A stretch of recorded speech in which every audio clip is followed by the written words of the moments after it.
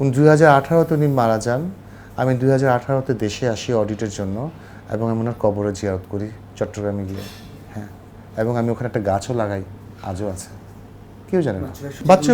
বাচ্চু ভাইয়ের কথা আমি কি বলবো, he is a genius person. আমি রিমার্কেবল একটা পারসন উনি।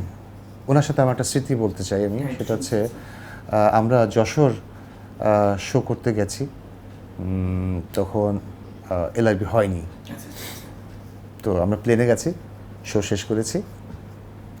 শো শেষ করার পর পার্টি গায়েব, পার্টি নেই, বাকি টাকা কি হবে? ও নো, বাচ্চু ভাই আমাদেরকে সেই সমস্ত খরচ বহন টহন করে বাচ্চু ভাই আমাদেরকে ঢাকায় নিয়ে আসছে এবং সারগামে এসে ওদের স্বপ্ন পূরণে পাশে থাকতে পেরে আমরা গর্বিত। পেমেন্টও দিয়েছে। এই হচ্ছে বাচ্চু ভাই। মিউজিক, উনি তো বেসিকলি একজন guitarist. He had a good voice, but উনি কিন্তু মিউজিশিয়ান, একজন গিটারিস্ট। এবং আমি ছিলাম তখন ড্রামস বাজাতাম। আমি ওনার সাথে Jagannath college, Habibullah Bahar college, PG auditorium, Rajshahi, Jessore, অনেক শো করেছি, অনেক কিছু শিখেছি।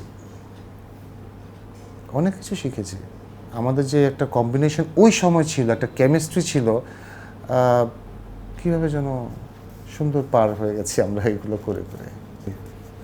2018-তে উনি মারা যান। আমি 2018-তে দেশে আসি অডিটের জন্য এবং আমি ওনার কবরে জিয়ারত করি চট্টগ্রামে গিয়ে। হ্যাঁ, এবং আমি ওখানে একটা গাছও লাগাই, আজও আছে, কেউ জানে না।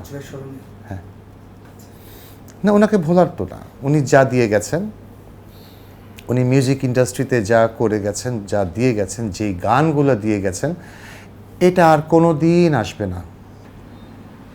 বাচ্চু ভাইয়ের গান একটা বললে ভুল হবে।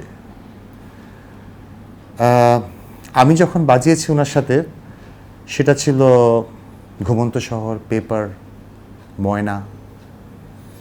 পরবর্তীতে যখন উনি আরও অনেক সুন্দর সুন্দর গান করেছেন, প্রিয়তমা, কষ্ট, অনেক গান আছে। আমি কোনটা বলবো আমি নিজেও বুঝতে পারছি না। হয়তো আপনারা দেখেছেন আসার সময় আমার বাসায় বাচ্চু ভাইয়ের গান চলছিল, আমি শুনি, ওনাকে শুনি, স্মরণ করি। এমনও কিছু স্মৃতি আছে যেটা মনের ভিতরেই থাক। না থাক, আজকে থাক এটা, কারণ ওনাকে বেশি স্মরণ করলে আমার চোখে পানি আসবে। আমি খুবই অত্যন্ত দুঃখিত। আমি ওনার গান গেয়ে আমি ওনাকে কোনোভাবে আমি করতে চাই না। ওনার গানগুলা যেমন আমার কাছে মনে আমার গেঁথে আছে, উনি আমার মনে গেঁথে আছে। ওনার গান আমি করতে চাই না। উনি